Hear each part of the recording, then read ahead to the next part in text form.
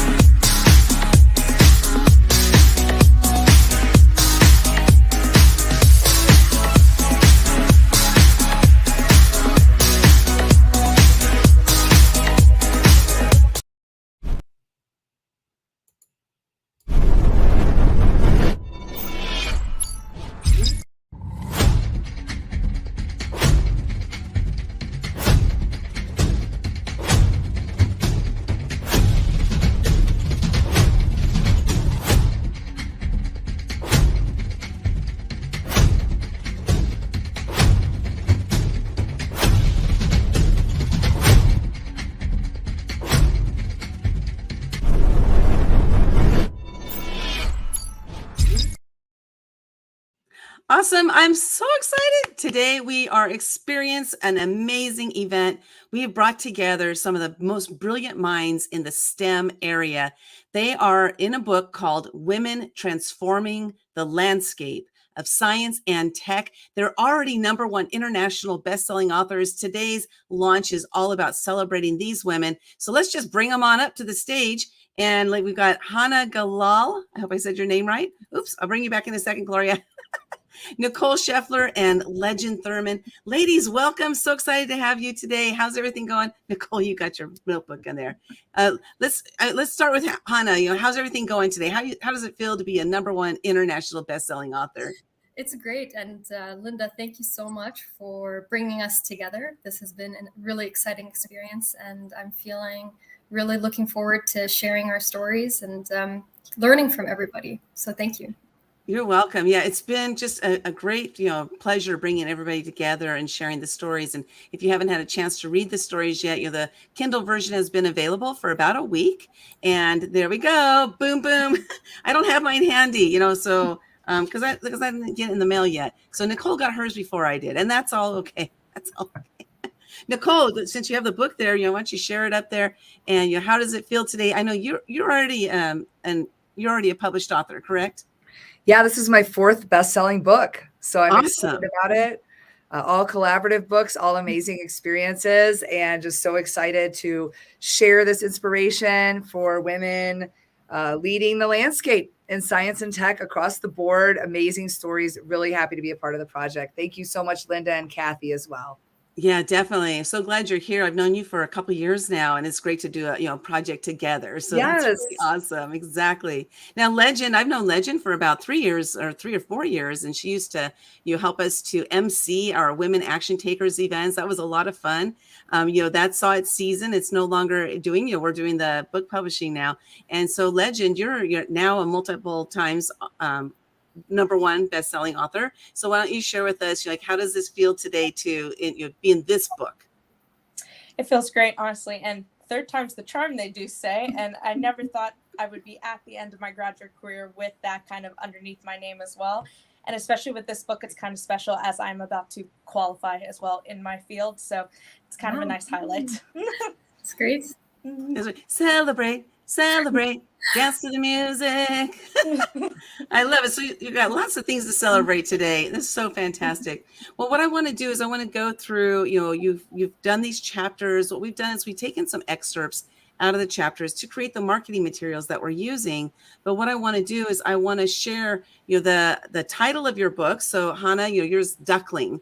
Importantly, I've recognized that the risk of change is scary, but is not as scary as feeling stuck. So why don't you share with us, what does that mean to you? How'd you come up with that? Well, first, and thanks for the question. First, for Duckling, the title, that's primarily because of my dad. When I was little, he used to call me Batuta, which is Arabic for the word duckling. And he called me that for 2 main reasons. One, because I was a very tiny, blonde little girl who loved to sing.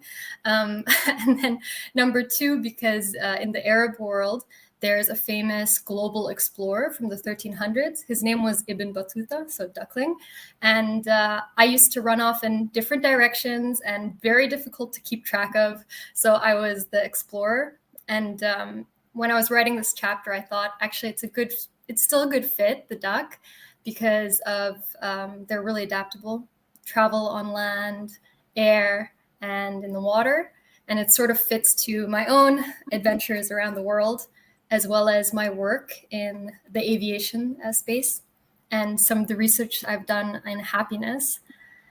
And in terms of the quote, I think that's something that's been very important to me, because it's so normal to be nervous, and it's very normal to be scared of change and scared of something different and scared of the unknown. So I think it's just recognizing that's a very normal experience in life. Doesn't matter where you are. And it's just that there is something really exciting about the unknown too, and taking on new challenges, because that's really where you grow. And so that was something very important in my story. And hopefully people feel excited about new adventures in their life too. Yeah, definitely. And you can read all about her excursions and travels in her chapter called Duckling in the Women Transforming the Landscape of Science and Tech book. And you can get your copy of the book, right now. Go get your copy of the book right now, because we're really on a push to hit that #1 in different categories. And you can help us to do that. It's only 99 cents on Kindle. So go help us do that. Even if you don't have a Kindle, you can still buy the Kindle version to support the ladies in their goal to hit this, #1 status in many, many categories. Go to actiontakerspublishing.com/STEM, STEM. And while you're over there, there's over $1,500 in free gifts that they have donated. So go cash in on those free gifts as well. Thank you so much, Hannah. Thank you for that. We appreciate it. And really, your story is truly amazing and inspiring. So thank you. Next up, we have Nicole. Nicole, the title of your chapter is Moving Towards Success One Bit at a Time, a fun play on words there. And without owning your destiny, it's like sitting in a car hoping to get somewhere great without anything programmed into your GPS. Can you share with us, how do you came up with this title and what this quote means to you? Well, hopefully no one's ever just been stuck. It's funny, Hannah, hearing yours as well, because in my experience as a technologist, building network and security architectures, it's always about where are you at and where are you going? Similar to a GPS, you got to plug it in. And if you don't put anything in there, then there's nowhere to go. So I just believe that using this principle as a way to help encourage people to just take success on one turn at a time, one step at a time, one bit at a time is a great way to create success. And I love sparking success for women and making sure it's on your terms, that you're going the way you want. Maybe sometimes you get off track or you need to come back, but that's okay. It's all about just, programming that in and setting your eye on the prize, programming your own inner GPS into what makes you happy and defining success for you. So. And so thank you for that. What I was writing down, and sometimes I'll take notes here. You mentioned about getting off track, and getting off track doesn't mean that we're failing or anything. It just means that we need to reset our GPS, right?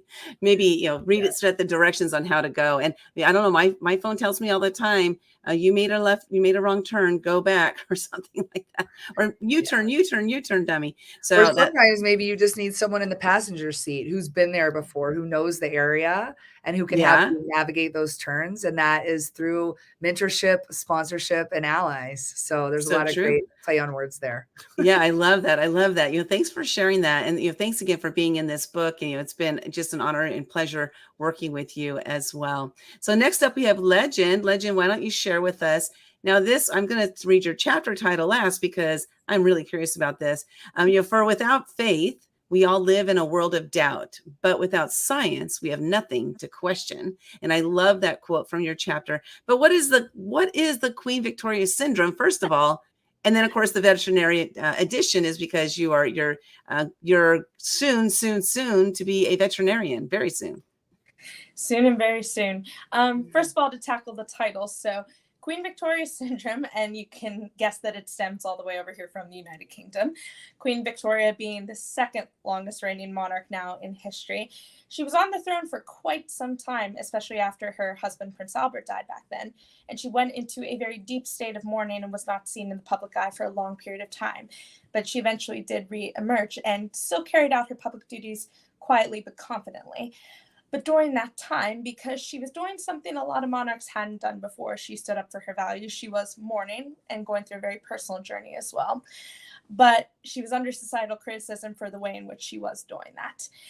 But at the end of the day, and if you read my chapter, it's one of the concluding quotes I put stated by her: "It does not matter what they think of me, but what I think of them." And that is very true at the end of the day, that we kind of let all of our actions and outlooks on life be judged by other people, and that there's only one course we must take. And you can apply that to your life, to your career, to your relationships with anyone. Those lessons and how you take hold of what you are going to do is completely up to you, no one else. It's kind of like Nicole was saying, define success on your own terms, which I have also quoted in my previous books I have penned as well. And I'm a firm believer of that. But on the other hand, Queen Victoria is also my favorite British monarch because she is so confident and chose to lead her life according to her own terms, despite what society was saying. Hence the title Queen Victoria Syndrome, the Veterinary Edition, because as Linda may well know, but the rest of the world may not, even though I'm about to qualify as a veterinarian, I'm going into the world of government work at the end of the day. I still love clinical practice. I will be doing it on the side, but my realm entitles legislative analysis, public policy, and advocacy, which is not the traditional definition of a veterinarian. So excited for your journey and all the work you've done, and you've been watching you grow up. It's been awesome for sure.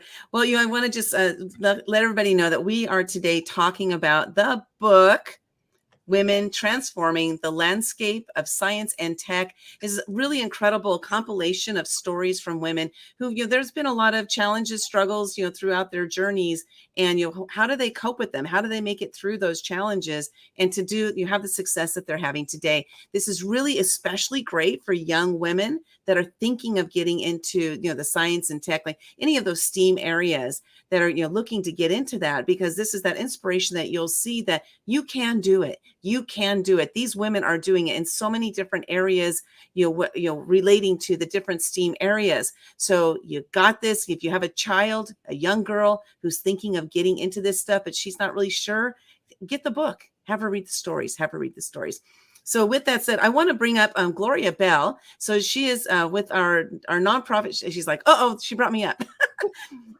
So I want to share that 100% of the proceeds from the sales of this book are being donated to a nonprofit. And the nonprofit's name is, Gloria, please remind me, because all I have is the Women in Tech Summit information.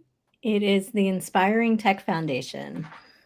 The Inspiring Tech Foundation. And why don't you share with us, what does the Inspiring Tech Foundation do? So the Inspiring Tech Foundation, we have a belief that everyone deserves the opportunity to explore all the possibilities that exist in technology, whether that is for a career or personally. And we look to provide opportunities for them to explore those possibilities through education and networking opportunities, through programs like the Women in Tech Summit, and where we provide education and inspiration and connection opportunities for women working in all fields in technology at every level of their careers. So we're bringing together the women in very, very technical roles with the women in non-technical roles. So whether you are doing work in engineering or AI, or you're working in HR and marketing at a tech company, we want to bring all of you together to learn from each other and inspire each other and build really broad networks and lots of connections. And we're doing the same thing for other underserved groups throughout technology.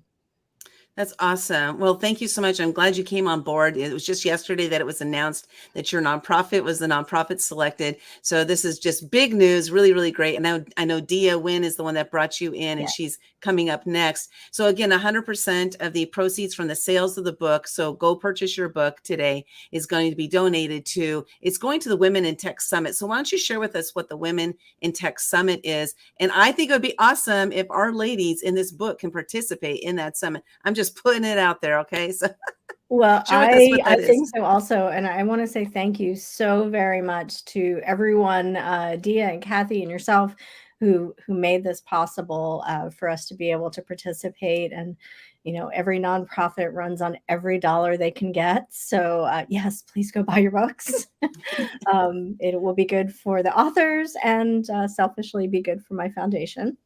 But we would love for everyone to be able to participate in the Women in Tech Summit. We run 5 in-person events across the United States. We will be in Washington, D.C. next week, March 23rd and 24th. So if you're in the D.C. area, we would love to have you join us. Philadelphia in April, Chicago in June. Then we have a virtual event. So if you're not in any of the regions where we hold an event, please join us virtually in July. That is a 3-day summit. So it's lots of opportunities to network. And then we will be in Denver in September and in Raleigh in November. And as I said, what we do is we provide programming in looking at what are some of the newest things in technology and what can we share with each other to make sure that we're kind of providing skill opportunities, learning opportunities. We want everyone to be able to be a part of this industry, no matter what role they hold in tech. And part of that is understanding what are some of the hot technologies and why are they important? Where are they going? What do they mean? And how do they impact what is happening in our world? So we provide programming that helps you do that, whether you work in AI or blockchain or whatever the new hot thing happens to be or not. Chat GPT. Exactly. Chat GPT. We actually have a session coming up in DC on generative AI. So we're going to be talking about exactly those things and what are they and why are they important and how do you understand them? One of my goals in those sessions is everybody walks out of that session, whether you work in that field or not, you understand what it is and you understand the terminology. So next time there's a conversation, you get to be a part of it. Awesome. Thank you so much. What we're going to do is I'm so glad you're part of this. Go to womenintechsummit.com for more information about that. Today we're here to talk about the book. So yes. Gloria, I'm going to send you down and she's going to keep coming up throughout the day. She's going to stay with us, which is really awesome. Truly appreciate you for doing that. So what I'd like to know from you ladies is what made you decide to get into the tech area? You know, when you were growing up, were you kind of steered that way? Was it something that came on later in life? And we're just going to do short shares on this. So I'm going to start with you, Nicole. Yeah, you know, it started with my love of music. And I was at college and I saw a lot of guys DJing. And I thought, you know, there's a lot of guy DJs. There's not any women DJs. And I just stepped up and did it. And I realized that when you have to DJ, you control the user experience, you control the technology, troubleshooting, you have to like own it. And then I think that really let me find my power in the space of music. And I really enjoyed DJing. At the time, it was vinyl records, some Technics and an old school mixer. Yeah. So, you know, it really showed me, though, that I can go out and make a mark in a male dominated field. So when I did that, I just felt empowered. Like I can do it. It's not something that you can't, nothing's not figure outable, even pre-Google. And so now stepping into a male dominated world like technology, I'm in cybersecurity and networking, and it's just really allows me to take like that confidence that I got behind the decks and put that same confidence into the world of technology. And it's also a team sport. So I think my love of music is where it started. It continues. I'm no longer any famous DJ or anything, but now I find myself on tour, but I'm on tour empowering women. And so it's a really great story. And I love sharing it. So just really happy to be part of the book. Thank you again. That's fantastic. I love it. She was a DJ. I love it. I love it. Hannah, what got you into that's right. Oh, they do that thing, right? Is that real? Does that really work? Yeah, you have to like listen to the next song so you can like prepare the mix. Oh, that's what they're doing. Okay. See, now we learned something new here today about DJing. I love it. I love it. So Hannah, how did you get into this arena? Thanks so much. So I mean, I was interested in so many different topics, but I think when I learned about happiness research, sort of studying patterns and what makes people have a good life or feel like they're having a good life, I think it was just really powerful for me, and it just really resonated with me. And so it led me in my social science studies, but also into biology, just looking at how the brain works, but also what do social surveys around the world say actually makes us happy. And so one of the things, or one of the few things that came out, was access to nature, community well-being, volunteerism, hopefulness for the future. And there's many other things that, of course, contribute, and we're all individual. We all have our own interests and needs. But I think it was there that I thought, oh, like that environmental access, it's so crucial. And that led me towards more of a technical infrastructure development, but considering what are the environmental impacts, what are the social impacts. So it was, I think no one's life is linear. You sort of have to follow things that speak to you. And while following this message on like what leads to happiness, I came into that city planning and aviation and connectivity and things like that. So there were many different things that contributed to my love of science and tech. But interestingly, it was the happiness and social aspect that brought me to it. That's fantastic. I love it. Again, read about her excursions all around the world in her chapter in the Women Transforming the Landscape, Women Transforming the Landscape of Science and Tech. It's a longer title, so sometimes my brain just goes off into Wonderland, when I'm saying it. But it's just an amazing book, and you really got to get that copy today. So Legend, what inspired you and moved you into the veterinarian space? Well, I definitely fall into that typical categorical norm of wanting to be a vet ever since I was little. But the common thing I like to tell people is, yes, I love animals, but to be a veterinarian, you have to also love science. So I tend to push people in the direction, like animals, but love science, because it's going to be the complete environment you immerse yourself in whatever capacity. And over the years, it's been really nice seeing the advancements in technology, whether it's surgical devices, different medicines, the regulations that surround them. Where we were in the 1900s in James Herriot's era versus where we are now is a completely different atmosphere. But it's nice to see the comparison and how we've grown as a profession. But to be honest, I really like how everything fits together, and especially the direction I'm headed, because the simple definition of politics at the end of the day is just a conversation. And conversation comes from social science, which is directed to natural science as well. So I love that I can put all of these things together in kind of to one recipe and make my life and my direction of where I'm headed what I can based on all of this experience. And also knowing that in the next 15 to 25 years, it's going to change even more. And the opportunity to look back on all these different chapters is really going to be amazing in terms of growth and progress. Chapters, pun intended. Pun intended. Well, fantastic. Before we head out, I have to know, Nicole, what's with the unicorn? Oh, I am on the road. So I'm here at Meyer headquarters in a friend's office. So she gave me her access to her magical spirit. And hopefully that inspires the magic, just like we have of the book, of bringing together all these amazing women and leaving our legacy in this book and our inspiration. So what a great opportunity. So hopefully you feel the magic and go out and grab that Kindle version and get all those bonuses. What a great opportunity. Everyone's kind of put a little bit of something out there from the link there at actiontakerspublishing.com/STEM. I got you, Linda.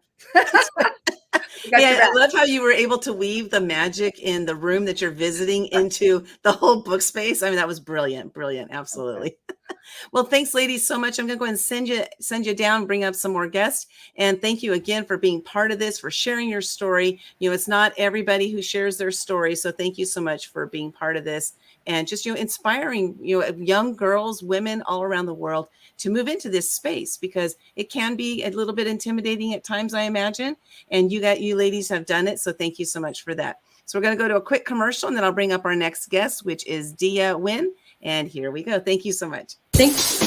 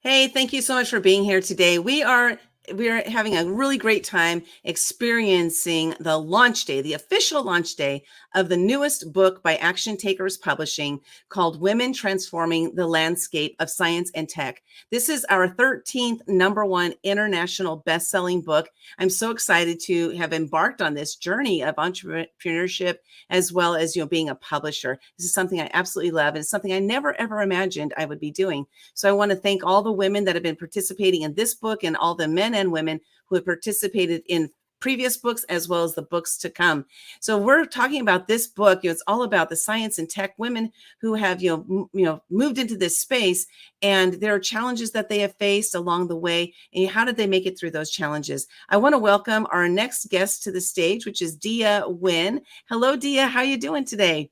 I am wonderful. How are you, Linda? Oh, doing great, doing great. It's so exciting that to see the book moving forward, and you're hitting that #1 international bestseller status. Today's the official launch day. I love that.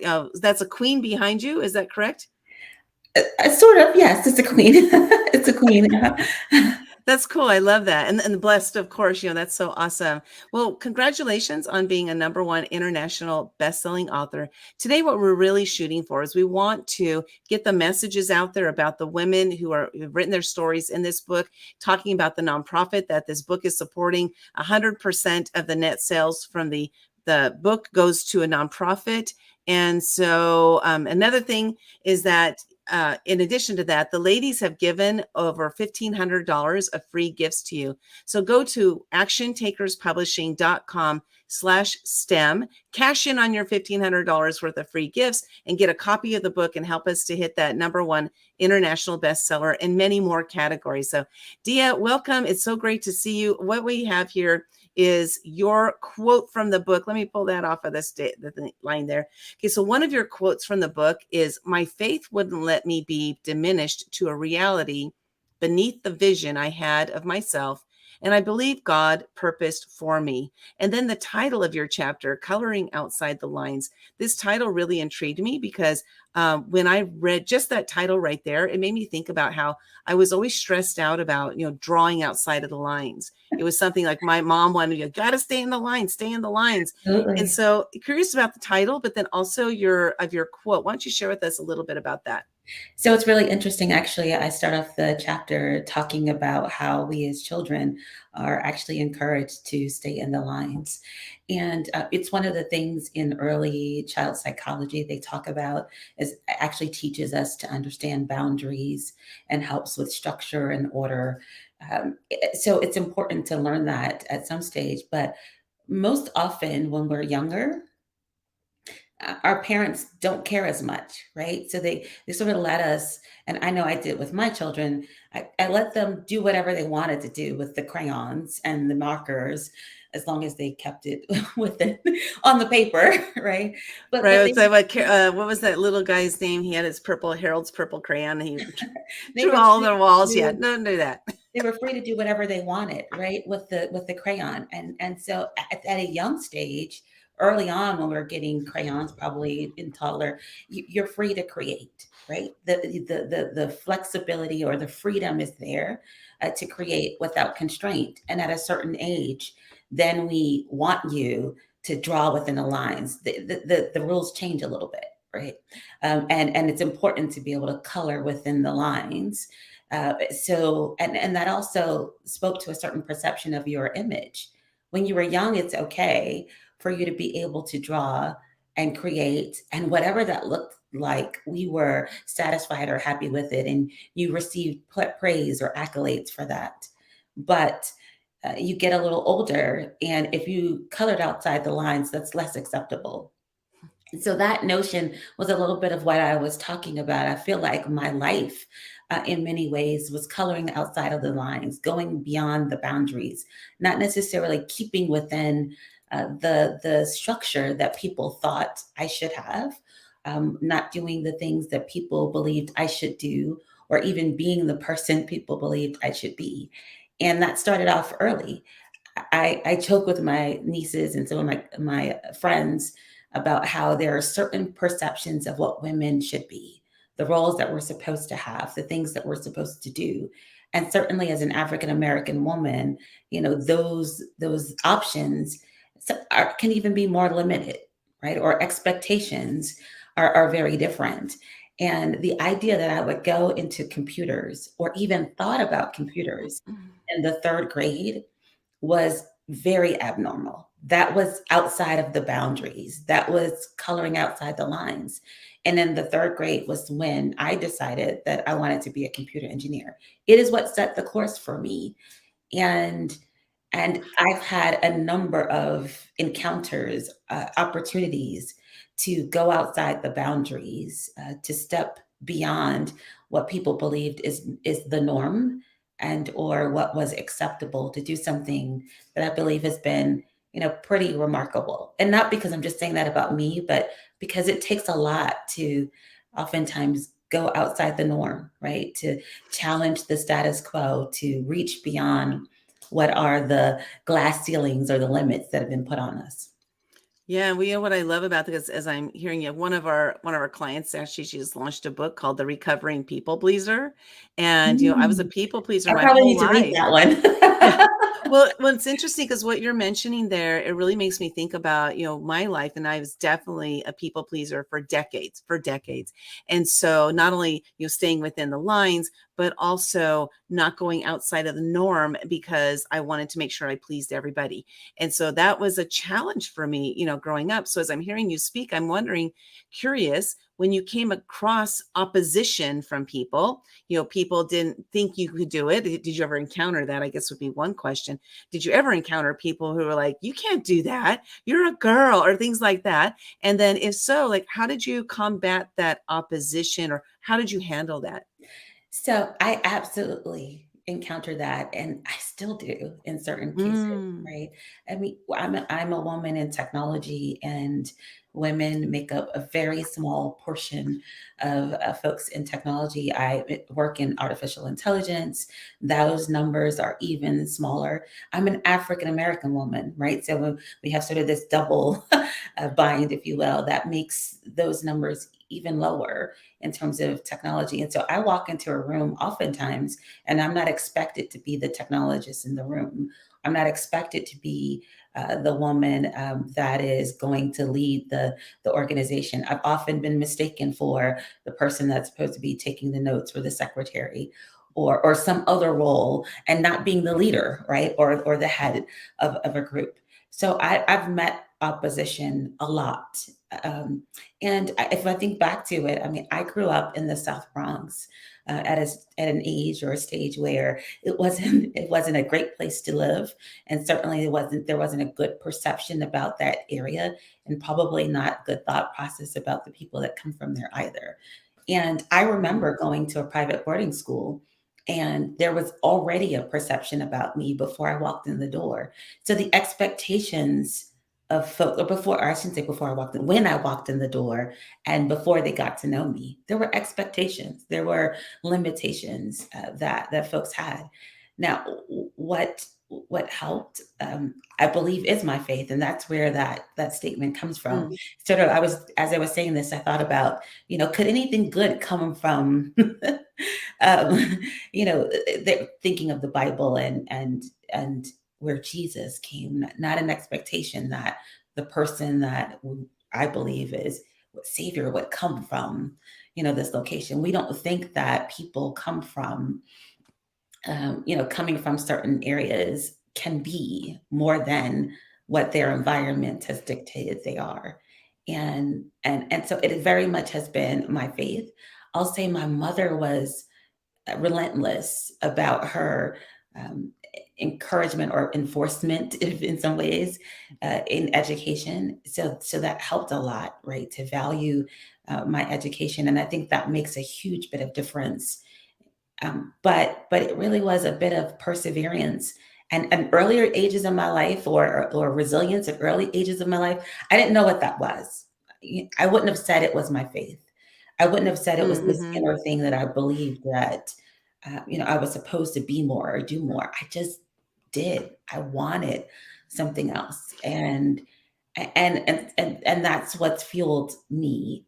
I had this exercise just a couple of days ago, and they were telling us to write things about our accomplishments. One of the ways to help us be able to self-promote and share some of the things that we've done, and had us writing a list in a short period of time just to, brainstorm the things that you could come up with.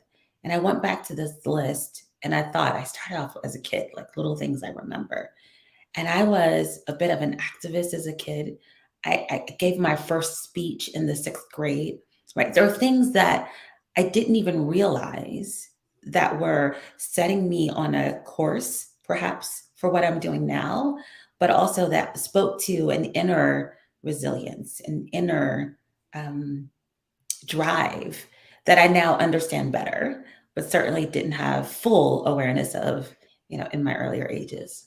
You know what I love about that exercise? I've done an exercise that's similar to that, but what this does is it helps us, like as you did, you wrote down you're writing the things, but you're reflecting back, And oftentimes what happens is we get so stuck on moving forward that we forget to look back on our lives and look at the accomplishments that we have had.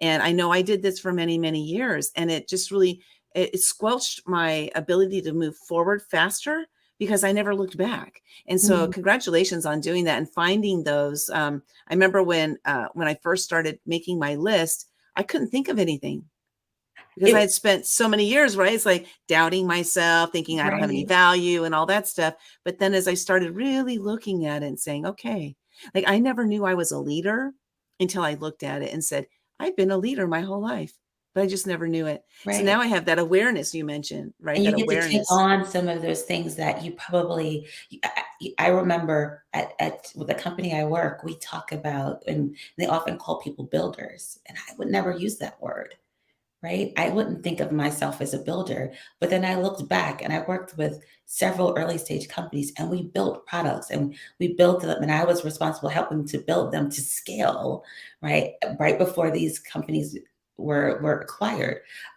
I am a builder, but the words sometimes that we use, or even the associations that have been given to us, we sometimes don't embrace because they sound a little different. Builder sounds like male, and so you don't really associate yourself with those. And unfortunately, we get those pictures really early in our childhood, and it's hard sometimes to break that away. But that's one of the things that has really inspired me by this book, I have to say, because I'm not the only one, first of all, but just listening to and reading the other stories of these women that I get to share company with, that have been doing amazing things, or even had to unpack or overcome some of the same challenges and be able to achieve.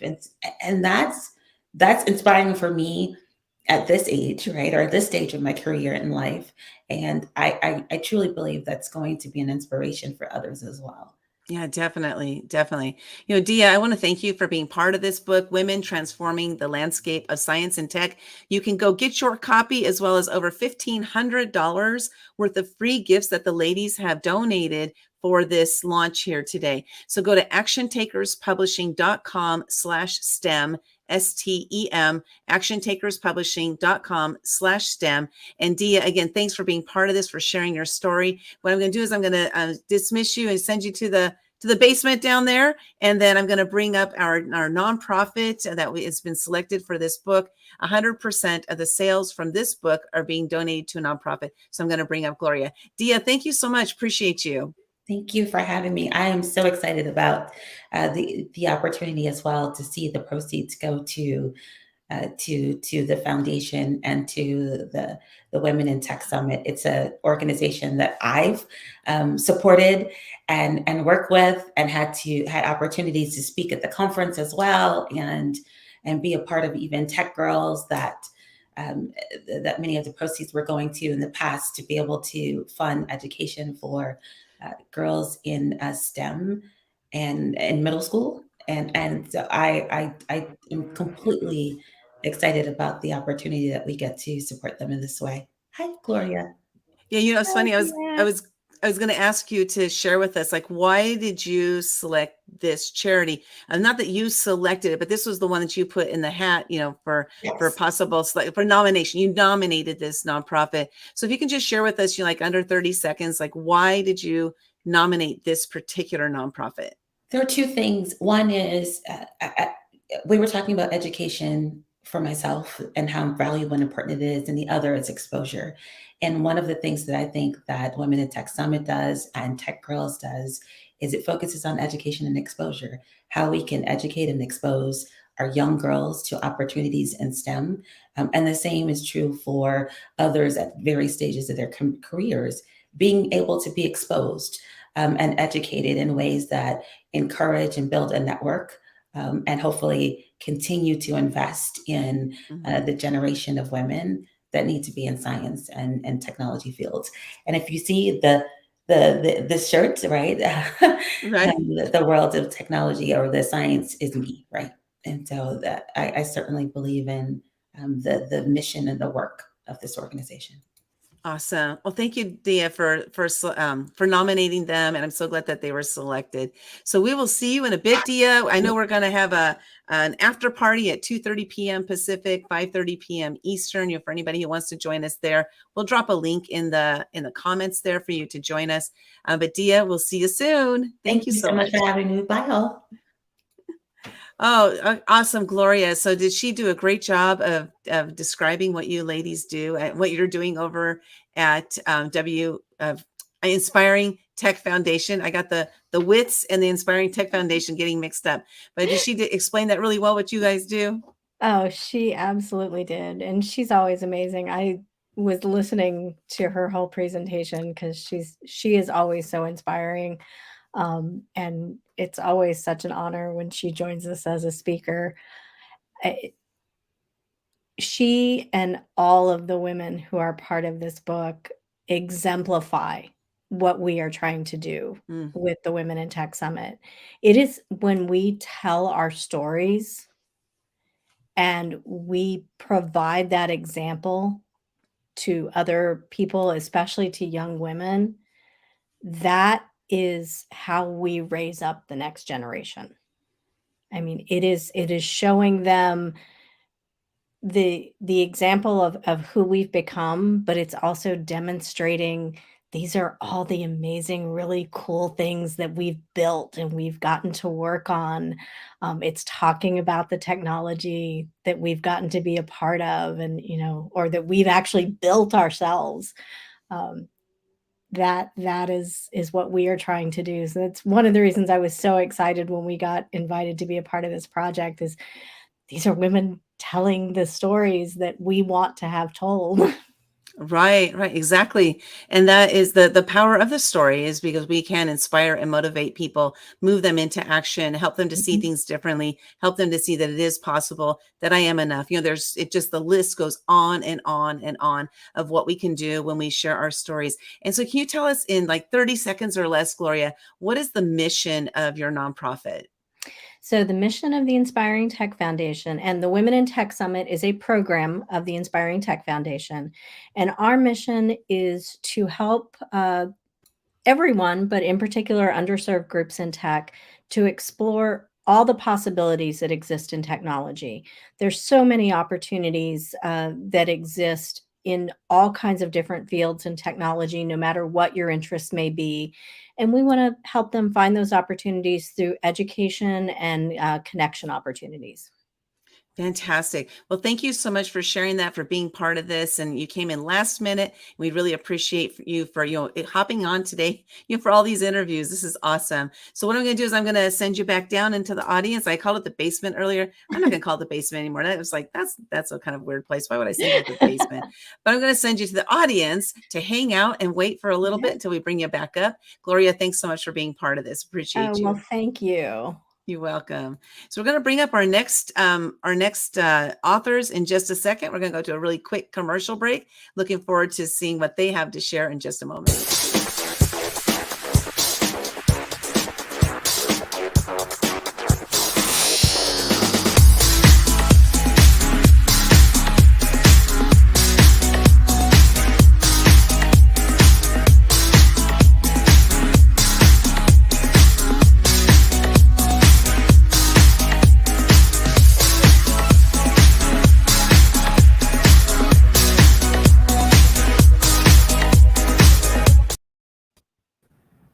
I don't know if you ladies expect to be just jumped up here, but here we are. Hello. Oh, it's so good to see you. Congratulations on being a #1 international best-selling author. Today we are here talking about the book Women Transforming the Landscape of Science and Tech. It's already hit #1 international bestseller, but we're still going for more sales. And here's why. First of all, 100% of the proceeds from the sales. If you can mute yourself when you're not speaking, that would be awesome. It would just help me because there's a lot of background noise somewhere. So what we're doing is looking for more purchases for many reasons. One is that this book is meant to inspire and motivate people to take action in the STEM world. And hold on a second. Okay, there's some background noise, Inga. So if you're not speaking, if you can mute yourself, that'd be awesome. I just muted you. So just want to make sure on that. Okay.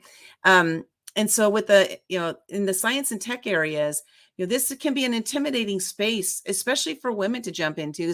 I think most men or young boys are more groomed for this than young girls are. And then when you move into this type of space, like what is it about this space that made you move in there? And then also, what kind of challenges do you face along the way? Well, this book shares those stories of the women who face these different challenges in the tech space and what they have done to move through those, but then also what has inspired them to be in that space. So what I want to do is I'm going to first start with Carrie. And Carrie, so here's the title of your chapter, Science is for Everyone. And then a quote that we pulled from your chapter is, I've spent most of my career working in science engagement, trying to get the public to feel comfortable actively interacting with STEM. So why don't you share with us, how did you come up with that chapter title? And what does that quote mean to you? Sure.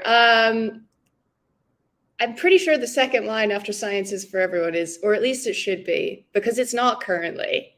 And that's kind of why I left being a researcher actively myself, and why I kind of pivoted into this space of trying to create more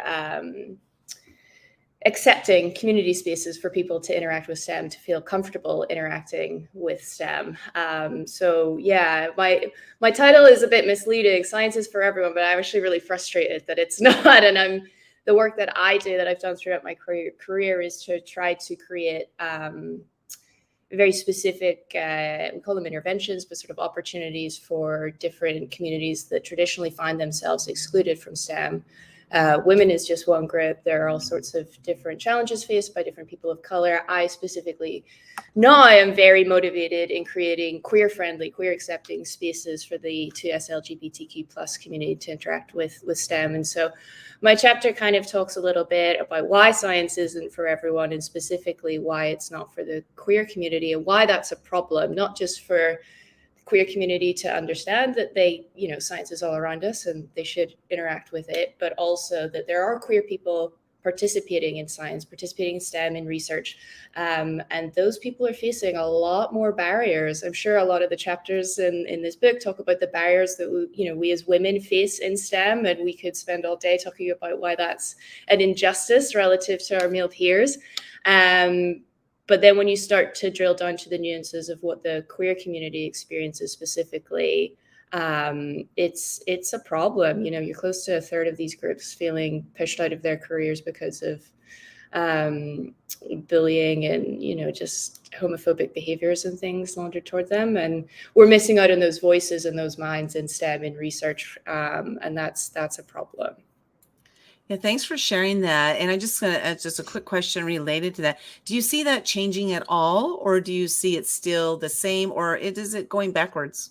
It's going backwards. I think, you know, we can see as a society over the last couple of decades, we were making great strides in kind of more queer accepting laws just that we were facing in society. And then that kind of trickles down into science. It's never really excluded from that. But I think, you know, we're starting to see attitudes shift again in the States. It's happening here in Canada as well. It's certainly happening in the UK where I'm from originally. It's really hard stuff to watch.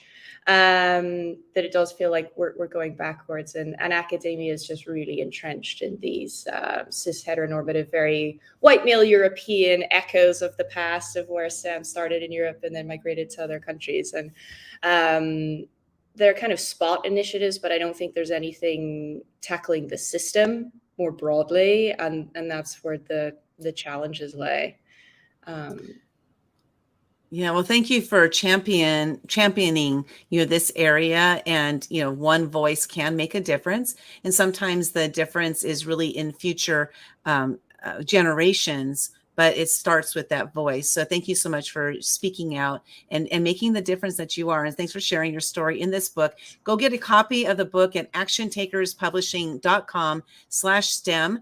The ladies in the book have donated over $1,500 of free gifts to you. So go cash in on those gifts. And while you're over there, please go click on those. There's a bunch of flags there that show you which country you can purchase the book in. Go ahead and go over there and get the Kindle version. You're on our way to, you know, hitting #1 international bestseller status in many, many categories. So they're already the #1 international bestsellers, but we want to hit it in more categories. And in addition, 100% of the net proceeds from the sales are being donated to a nonprofit. So please help us to support that nonprofit as well.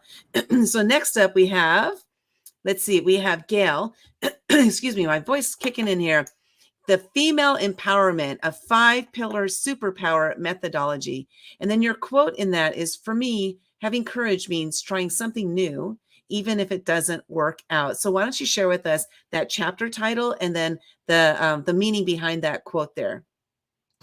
Sure, Linda. And you said something to Gloria about going back to the basement. And in tech, a lot of magnificent things come out of basements and garages. And okay, so that's a good thing. It's a good thing. And particularly, I do a lot in my basement in my 3 Seasons room. And there's a lot of background noise, one of the big snafus of today. So forgive me for breaking a rule. But no, there's no rules, just right. You know, Carrie was talking about too, and some of the other women, about female empowerment and motivation and inspiration. And it's so important to keep women in STEM. It's also important to attract young girls in STEM. And so I'm around female empowerment while uplifting men on their journey, but also giving tangible tools that women can implement immediately into their lives to go through their reinvention. And to me, career reinvention has no age limitations. And so you could be a young girl or someone that's very mature and retired and still there. All the work I do is around STEAM. I was an A that stands for arts. Everybody understands STEM. I was an A that went into T. And so it's important for me to share that story, because if I can do it, nearly anyone else can. And though I can't fix a broken computer, I'm in sales and marketing. And in any of the STEM industries, we need accountants, marketing, sales, right, etc. People that manage inventory, for example, if you're in retail. And so it's really important around STEAM that I tell the story, because the A is arts, and that can be any working woman who I cater to. I love that. Thanks for sharing that, because you said you went from an A to a T. And so what this says is that we're not in a box, right? We can move into whatever areas that we want to. And so when you first started, you know, as a youngster, what was it that you wanted to do? Did you have any idea you'd be in this type of field? No, not at all. I wanted to be a news anchor or someone in advertising, because I thought it was sexy and glamorous. And I started out in advertising, and albeit fun, I really related to the salespeople And so I got my first sales job in technology in San Francisco. And that's where I fell in love with the industry, the people, the passion behind, solutions that change not only businesses, but change people, change the world for the better. And so I've used my acumen of sales and marketing in the technology industry. Awesome. I love it. I can just picture you now, though, being a news anchor. How Maybe I there's always still wanted, time. yeah, I wanted to be a news anchor too, but that was for like 5 minutes. And then I was like, no, because then I got to talk in front of people. So I was not interested in that. Like what I'm doing today is totally something that I never expected I would be doing. But here I am doing it, right? We move into different areas in our lives. So thank you so much for being part of this book. You were talking about the women transforming the landscape of science and tech. And we're talking to some of the authors right now. And next we're going to talk to Inga. Inga, your chapter, let me pull it up here. Imagination and creativity are the foundation of all momentous breakthroughs. And then your chapter title, Creative Women in Science Have the Edge. So first of all, why don't you share with us, how do creative women in science have the edge? Well, first, thank you, Linda, for this opportunity. It's really an honor to be here and be in this book. So I want to express my appreciation for that.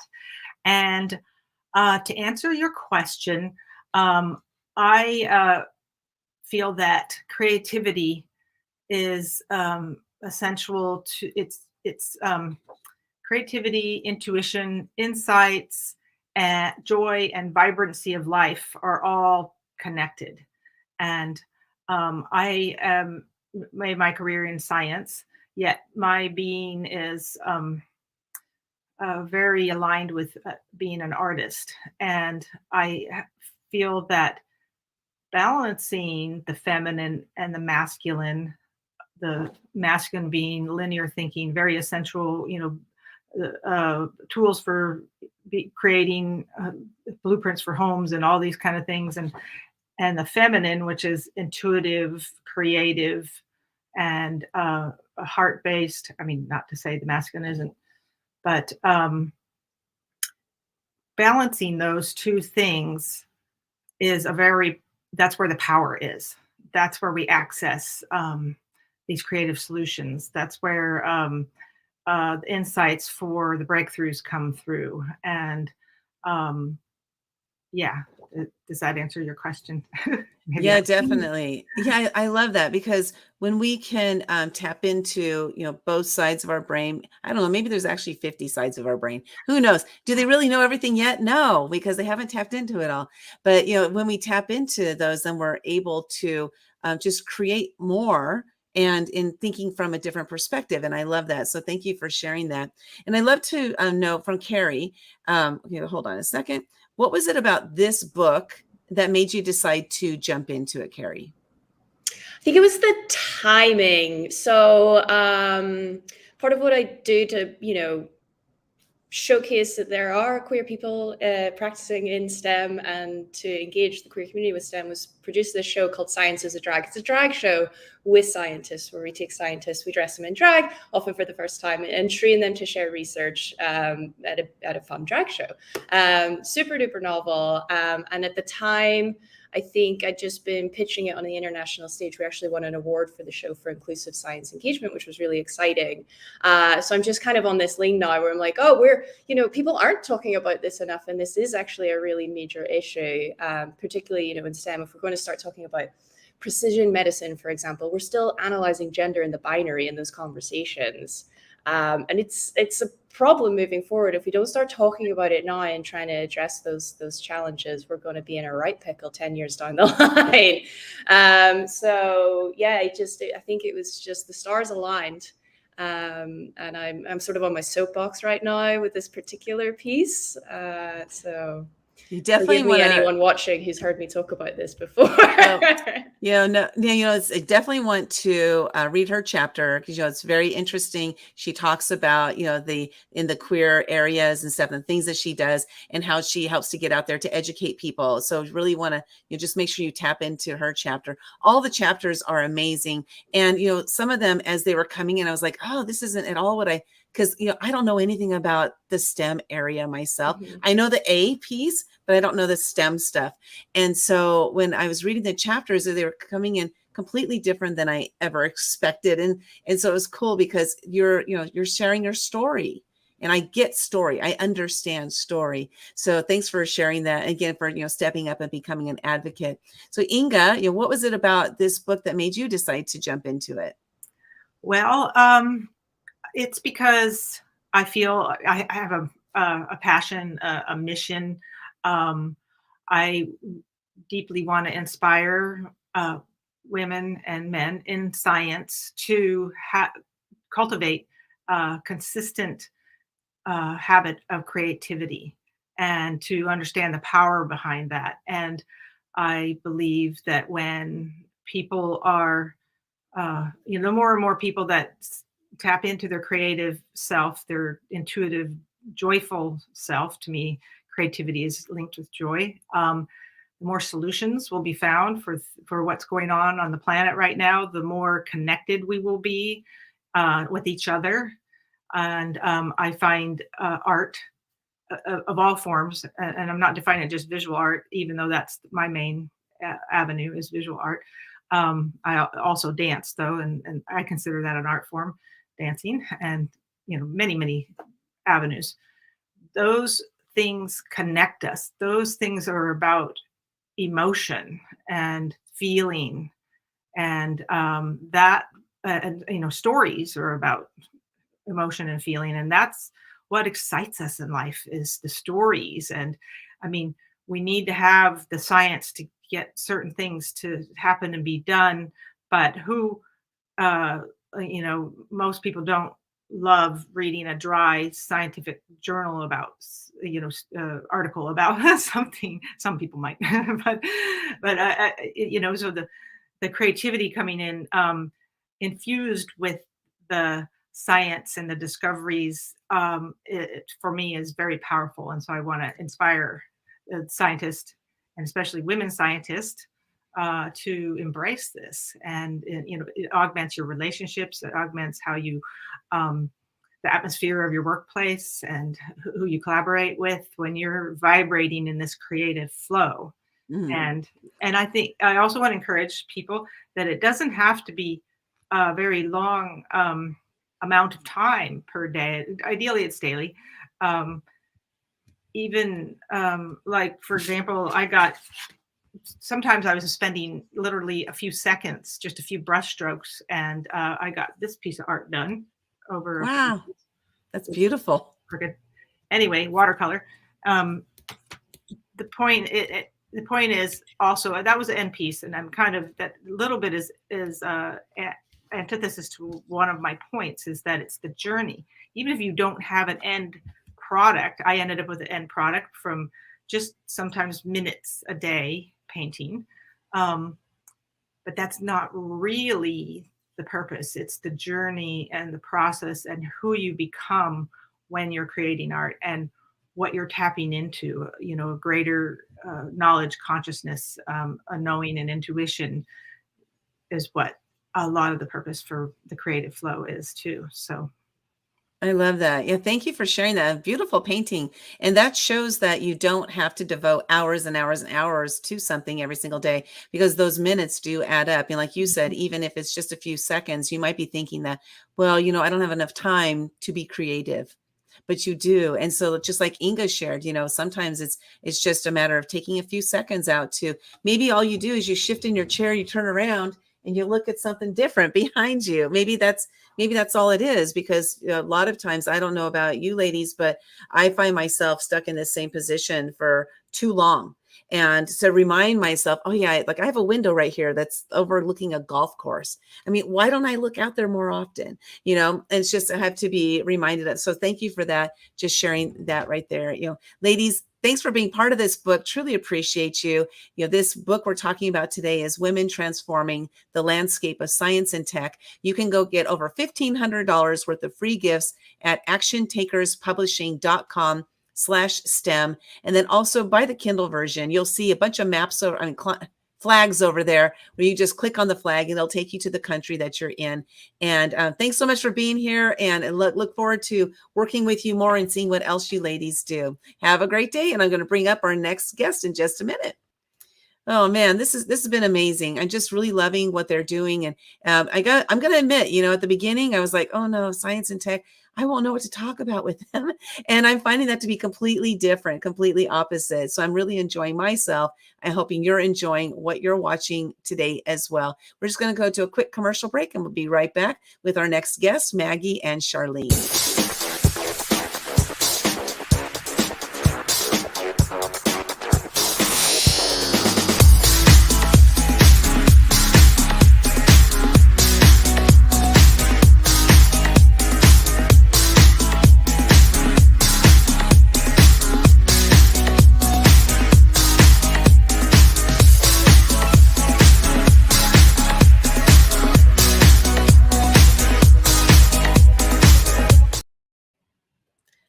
And before I bring up Maggie and Charlene, I just want to thank our viewers that are tuning in today. We have Sally Dirksen. She is actually the one who curated this book. She'll be joining us in just a little bit, so please stick around for that. And then also Happy Being Well. And we've got Happy Being Well. So she is happy she caught this live.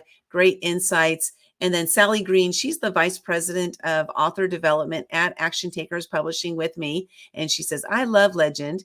And then we have Dia, who was on a little bit earlier. She says, this is surreal.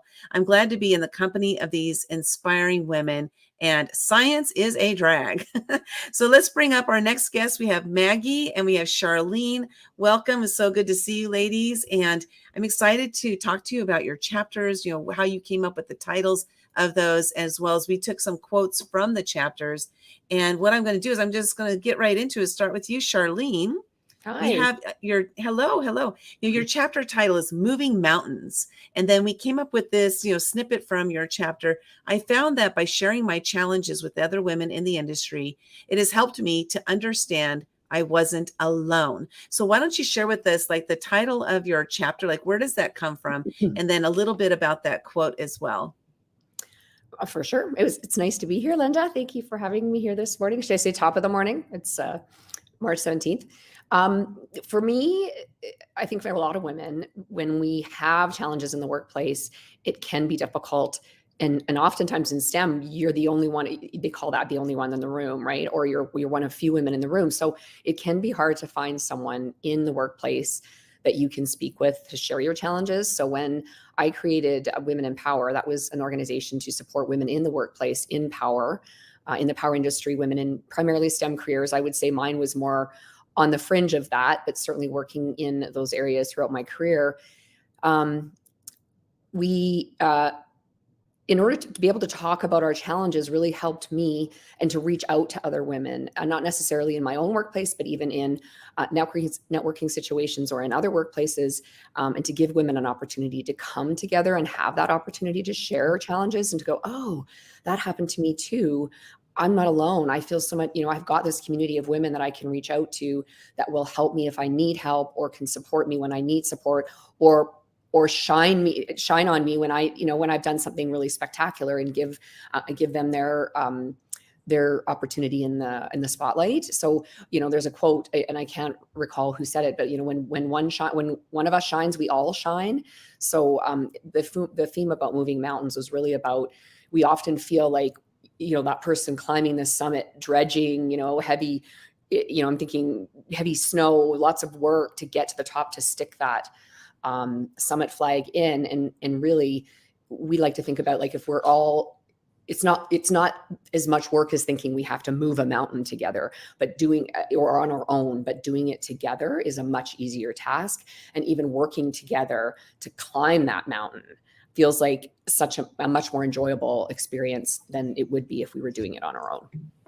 That's awesome. I have a follow-up question to that, because what came to mind was I was in the corporate world for 36 years. I wasn't in the, these types of industries, but in the corporate world for 36 years. And as a matter of fact, I was in an engineering company because I had 49 jobs. So I can't always remember all the jobs I had. Gosh. Yeah. But I did work in the engineering area, but only for a very short period of time, as most of my jobs were.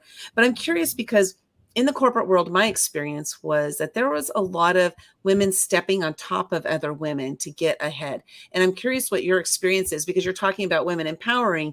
And are you finding that it's challenging to get other women to empower each other? I would like to say women can often be our own worst enemies. And I certainly found that in my roles in some of my jobs. And, I think it comes from, it's systemic and it's intergenerational. So we when you're looking at, and this is the other part about the pipeline, if you will, certainly in the industry, in most STEM industries, there's very few women in higher level positions. And so, without more women in lower level positions and without women getting an opportunity to take a step up into management, those numbers become fewer and fewer and fewer as you go along. And so when you think about, and that's changing now in terms of younger women getting higher positions, but typically there are women that had, a generation or two ahead of us that had to work really hard, had to fight really hard to get those positions. And they couldn't do it by showing female, truly or traditionally feminine roles and skills. They had to adapt to the room around them, which was primarily men, and hold those types of, what we would call traditional, stereotypical, types of, oh gosh, the word is escaping me, but not being more like the men around them, just gruff and I don't want to get myself into a bit of a hole here, you know what I mean? But and so from that perspective, not women, for example, that wanted to have children or families and wanted more flexibility, those types of things weren't options. And so from that perspective, and then there's also this, because there's so few women in those types of roles, there's this security threat. Like if she gets the job, then I don't get the job. And there's that type of mentality or in terms of there's not enough for a scarcity mindset. There's not enough to go around for all of us, when in fact there can be, right? And that's what we're looking at now, is really changing the world, if you will, but transforming the tech space in that way, that there are ways that women can contribute from a technical standpoint and otherwise. And to the point earlier, I've been watching a little bit of the show. It doesn't have to be a drag. I mean, and women talk about how you can take your creativity and use it in other ways. So sometimes we don't bring all of our creativity into our jobs. We might find other ways to show our creativity. You may be an engineer, but you may be a painter. Those kinds of things. So there's these two halves of ourselves that we should, and we could and should and must be able to integrate into our roles, certainly and especially, I think, in the tech space. Yeah, definitely. Yeah, thanks for sharing that and sharing the work that you do. And I'm totally into women's empowerment and uplifting, because what's that saying? A rising tide lifts all ships, or lifts all boats. So maybe a rising tide lifts all tech. Yeah. And there's another one that says, if I'm going to fight this fight, right, and I'm going to blaze this path, I want to make it an easier path for the women behind me. I don't want to stand there and go, I had to work hard, so you have to work hard. Right. Good point. Yeah, exactly. I love that. Well, Maggie, so we have your chapter. The title of it is Making Cybersecurity More Diverse, Equitable, and Inclusive. And then we pulled this excerpt from your chapters. As you might imagine, I have some good, bad, weird, and funny stories that have helped me become a better leader. So share with us, that title, like what does that title mean to you? And then share with us, I'm just going to ask you right here, a weird. Oh, I was going to say funny, but I just switched it to weird. I want to hear a weird story that can help me to become a better leader. Yeah. So, good morning, Charlene. I just, nodding to your points, because I totally agree. Good morning, Linda. And yeah, like some of these, a weird story would relate to, some points that Charlene was talking about, and where the reality is that women have been in a position where there are very few, right, in the industry, and it's been for a long time. So perhaps there is being a mentality adopted that there is like the security of their jobs, and not only that, but they're the only ones there already, and there might not be enough room for the other ones. But that's absolutely not the case, especially in cybersecurity, right? And but I had actually faced those situations as well myself early in my career, where, and I call it the queen bee syndrome, right? Where there's already one queen and there can be another one, right? And then you can see many women have faced these situations in their work, and in cybersecurity, it's predominantly men, and perhaps women as well, because they're not able to cope, they leave. And it doesn't matter whether they are amazing at their work, and but simply the culture has been changing nowadays, and it's great because now we have more people mentoring other women and making it better for the next generation. But the reality is that we had faced these situations, and I had some weird scenarios like that you will find in my book, not to reveal too much, but like interesting ones that another woman leader would potentially try to impede my progress in an organization, regardless of how competent I was. And that's the things that we want to make sure that we're conscious about it as women. And I'm trying to bring some of that in my book, that even if we are bringing women into the workforce, they have families, and then this job is very challenging. So how do we make it better for them to stay? Not just bring them on, but have them stay and have a very successful career, which we can do. Because it doesn't matter that we made it and it was hard for us to get to where we are, but what we want to do is kind of send that elevator back down to the other women so that it's a little bit easier. I myself have a daughter who is, sometimes talks about this, but sometimes she says to me, and even my son, who are very prone to technology and everything, but when I had jobs where it was really, really demanding and I was working a lot of hours, they would say, oh, I really don't want to do the job that mommy does because she just works all the time.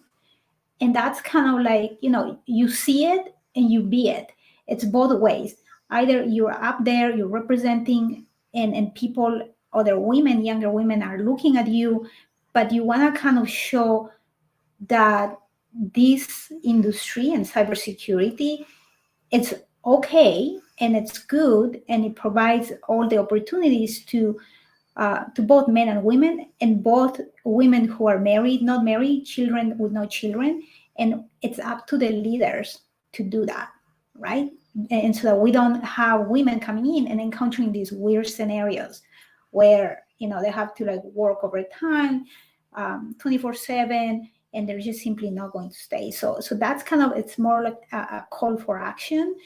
Sharing these small, obviously anonymized, sharing these small kind of weird stories that I have faced myself. It's not really to deter other people from entering the industry, but to kind of call for an action to all of the leaders, that my peers, who can make this industry better for more. And it's not just women, it's as well people that are atypical, right? There is so many amazing folks that we have. Actually, there is even some organizations and that I worked at that we have hired people with autism and people that are ADHD, and they're amazing at doing the work because they're so focused on doing the work that's required in, let's say, security operations, where they have to do a lot of triage.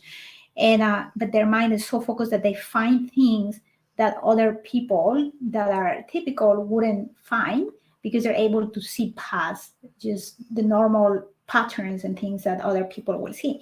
So I think it's important to realize, and although the book calls for women transforming the landscape of science, in my chapter I do kind of broaden the scope a little bit about not just women, but very much a big diversity in the in the spectrum of jobs that we have. We require a whole bunch of different skill sets, and absolutely atypical folks as well are absolutely required in this field. And then the last thing as well is the shortage that we have in cybersecurity, right? We don't have I have 2 jobs right now that have been open for the past 3 months. It's extremely difficult to bring people. So not only we have so much opportunity to bring people into the fold and in the cybersecurity space, and so as leaders, we need to also think about how we're going to replenish our pipeline, right? We have a shortage of skill. we have opportunities to work with a diverse set of individuals who might not get jobs in other areas, but they could be amazing in cybersecurity as well. So that's kind of some of the things that I speak in my chapter. And yeah, the one weird story was about the queen bee that you can kind of read in the chapter. I leave it at that, so you're curious about reading that part. And yeah, that's essentially what my purpose Awesome. is. Yeah, thank you so much. And, thank you again, both of you, for sharing your story in the book, Women Transforming the Landscape of Science and Tech. And if you go to actiontakerspublishing.com/STEM, go cash in on over $1,500 of gifts that the ladies have donated. And again, 100% of the proceeds from the sale of this book is going to a nonprofit. We're going to bring Gloria up in just a little bit to talk about the nonprofit. We're also going to bring up Kathy. She's the one who curated this whole book. And so ladies, thank you so much for being part of it, sharing your story, being with us on this journey. And congratulations on becoming #1 international bestselling authors in 4 countries, no less. So that's awesome. Thank you so much. And we're going to send you down, and I'm going to bring up our next guest in just a second. We're going to run to a quick commercial break as I'm operating the controls here. Here we go.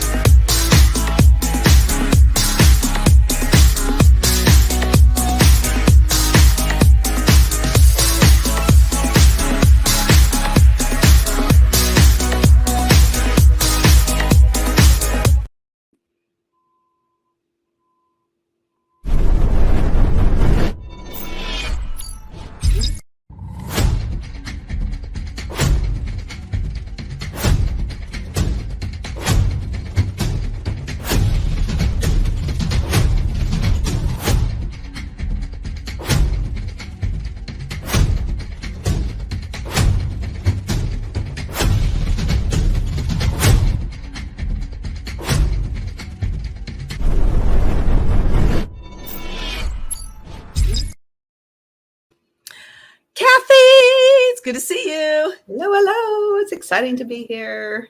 Yeah, we made it to launch day, right? Oh, Happy so St. Patty's amazing Day. hearing all these stories, and so exciting. Congratulations, ladies. Yes, it's been so good. We're getting a lot of comments here. We've got Mindy, who's going to be coming up next, actually. She says, honored to be part of this collaboration. I love hearing each of you. I'm finding myself in so many of your stories, which is so true. That happens. Exactly. See, when we hear people's stories, this is what happens, is we have this opportunity to connect with them. One of my favorite phrases that I came up with is that it's our relation points that create our relationships. Our relation points are in the books, are in our stories. And Sally says, I'm enjoying listening to these stories so much. And this is amazing and so interesting. Thanks to everyone for sharing your stories in this book.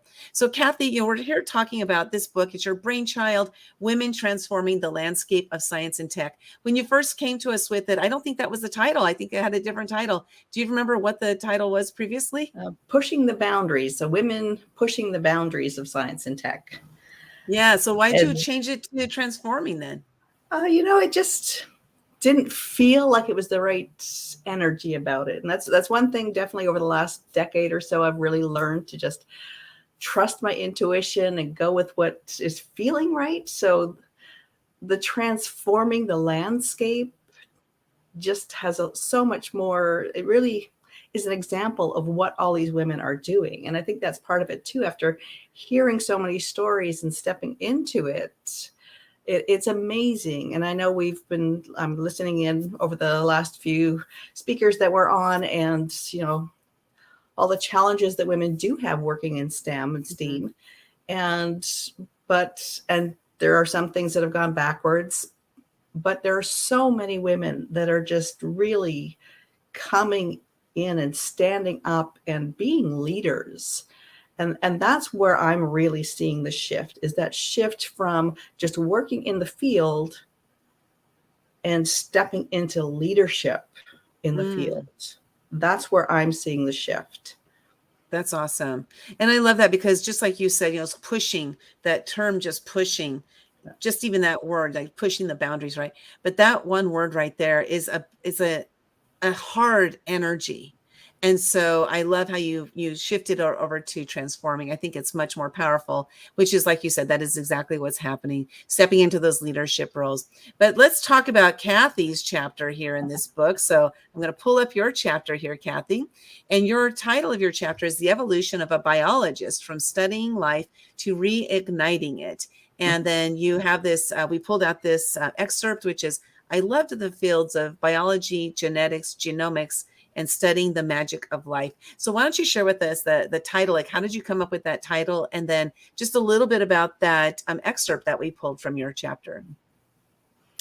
Yeah, no, it's interesting. So as I start my chapter, I comment on how the fact that most people that know me now have no idea that my original career was in genetics and genomics, biology, and that is my first love. And I always like to say that I've been a biologist since the age of 3, when I'd come home with pockets full of worms, and I always had a zoo in my room of all kinds of creatures that I was studying. And so I've always loved life. And to me, it's that magic of life. And I think genetics became that way of me to just dig deeper into that magic of life. So that's, okay, what's making this tick? What's the next thing? And this was back in where are we? So I graduated in 87, 88. And so it was through the 90s that I was working in genetics and genomics. And that was right in the middle of when genetics was transferring and expanding into the world of genomics. We had the Human Genome Project, Dolly the sheep was being cloned. There was so many things going on in that field. Most of my work was in the clinical labs and also doing public education. But yeah, so back then, my whole world was focused around life and biology, and part of what had caused or started this whole shift to where I am now was a very toxic environment that I was working in. And even though I loved the field I was working in, there was all sorts of things going on in that space. And again, like we were speaking earlier, it was actually the women that were getting in the way of other women.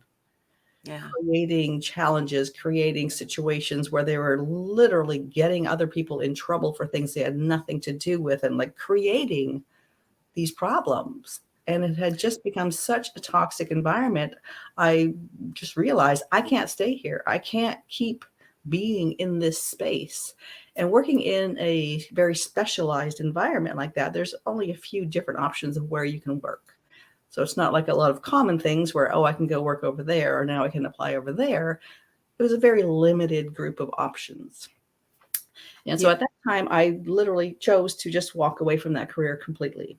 I still stay in touch with the women. And that's what sparked this book, because my heart will always be with the women of STEM. Mm-hmm. And I know that sharing our stories and supporting each other is how we will inspire and make change. And so the other part of my title of Reigniting Life is what I'm doing now. So now besides making books like this, I'm not involved in STEM anymore, but my life now is focused on helping women to really change their life and create a life they're excited about living. So really reigniting it. That's awesome. I'm doing that now. I find and you're doing stories, creating subjects that people want to talk about and read about. It's amazing. Yeah, you're doing a great job of it too. You've brought, a couple of books to us so far, and I know there are many in the pipeline that you're working on. Yes. But today we're here to talk about this book, right? The Yes, Women Transforming the Landscape of Science and Tech. Let's talk, briefly about the nonprofit selection. Mm-hmm. There's a nonprofit that was selected, nominated, and then selected. And so why don't you share, Kathy, how you decided on this nonprofit? Because there were a couple nominations that came in, and this is the one that you selected. So why don't you share with that with us? I'm going to bring up Gloria so she can hear the story. Yeah. Well, it's interesting because this book in particular, because you probably noticed with the accents of some of the authors in the group, it's an international group of women. So I was looking for a nonprofit that represented an international community. And then you also probably noticed that the women work in many different fields of STEM and STEAM. So I was looking for something that was supporting a very broad group of women. And it's very hard to find, really. And Dia had suggested this group, and Gloria has been so cooperative and jumping right on board and getting things rolling. And we definitely share that calling of wanting to support women, wanting to inspire girls, wanting to like brighten this field and let people know that there are opportunities, even though there is this reality that there are many challenges that we face. And that's part of the title of the book too, that the challenges, triumphs, and words of wisdom and vision for the future is kind of what we're sharing. But I think we always have to come back to that point of inspiring and bringing hope and that leadership again. So Gloria, thank you very much for jumping in. And as you women were saying earlier, the idea of the women in this book being part of your summit or even just part of your community in general, I think will be a great addition to your group. I absolutely agree. Absolutely agree. They are exactly who we are looking to be part of our community. The women who are out there telling amazing stories about the amazing work that they are doing. I always say, we want everybody to hear the stories of the cool stuff that they're building. Like that's what we want them to tell, because that's how we inspire.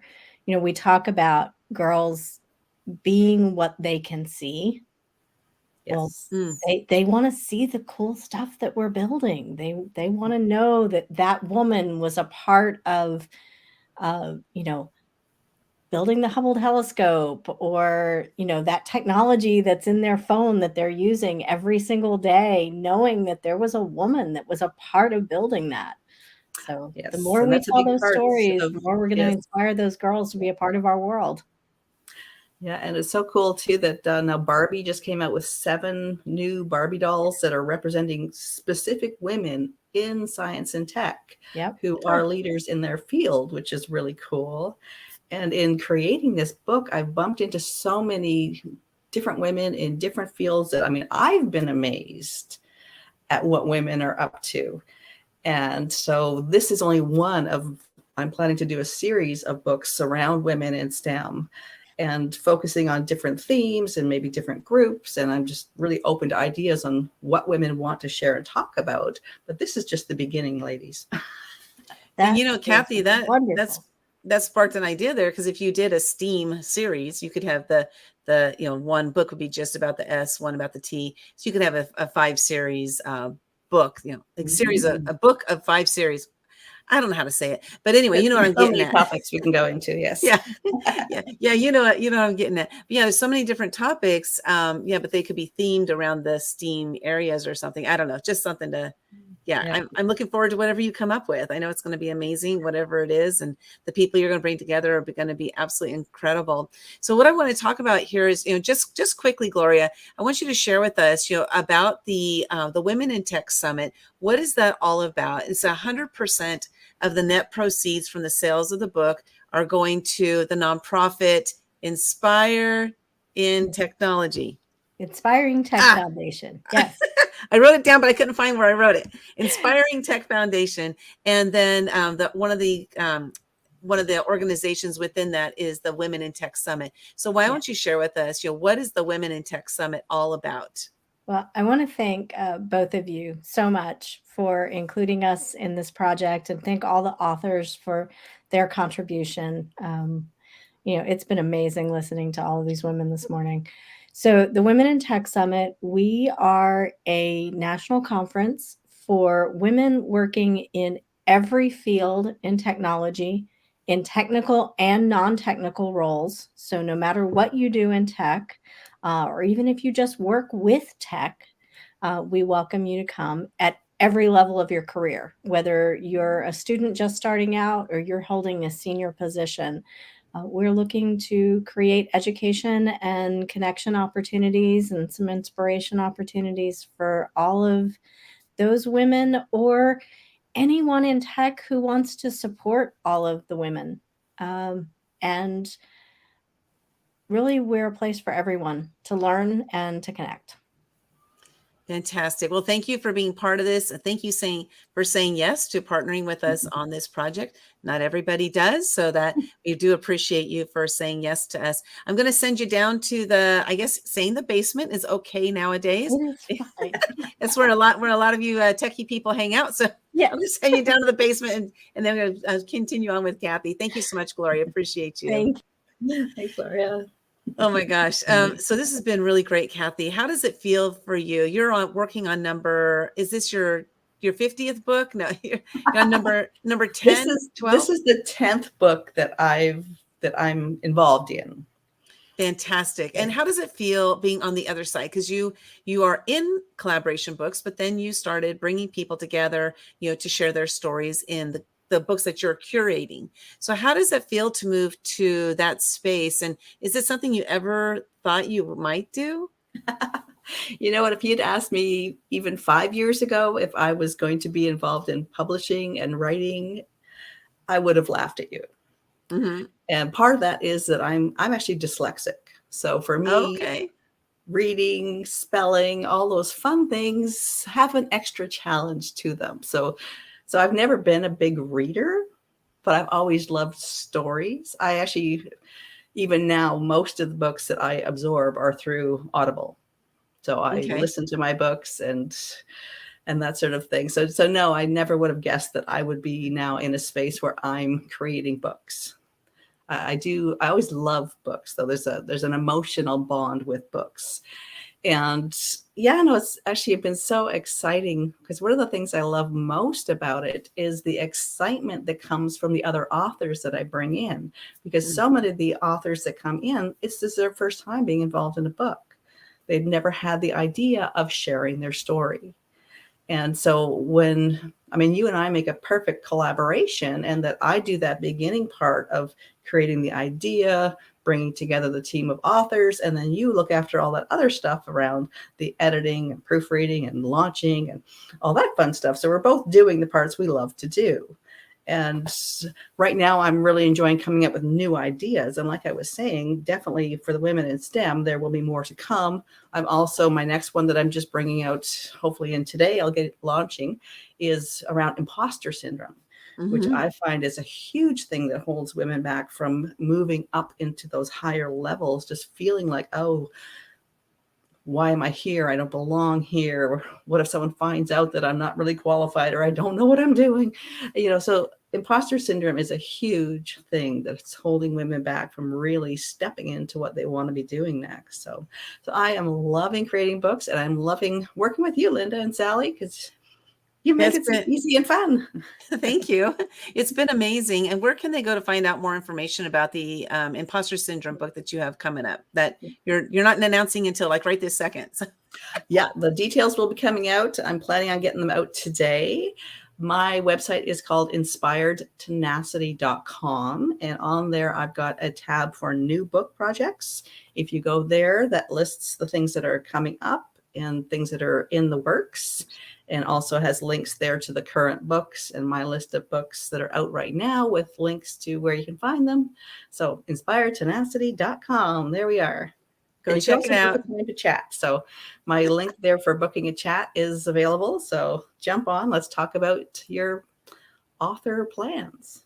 Yeah, I love it because, partnering with you has been great, Kathy. I've known Kathy for several years now. I ran a mastermind. She was in my mastermind. That's how we really got to know each other really well. So, partnering with somebody that I know, like, and trust myself, and, being able to do this together has been such a blessing, all the stories that are coming forth, and then having us be able to, tap into our genius zone, which what I found out just recently, like people just started calling me, a bestseller, publishing expert, because that's what I do, is help people to become those #1 international bestselling authors.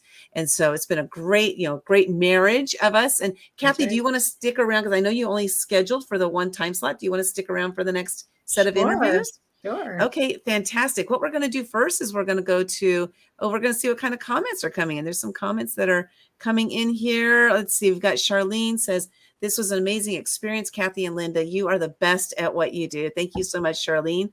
And this one's a longer one, so I'm just going to read the big difference when it comes to career progression. So I'll read the rest of that one in a little bit. But I just want to thank you again so much for bringing this book to us.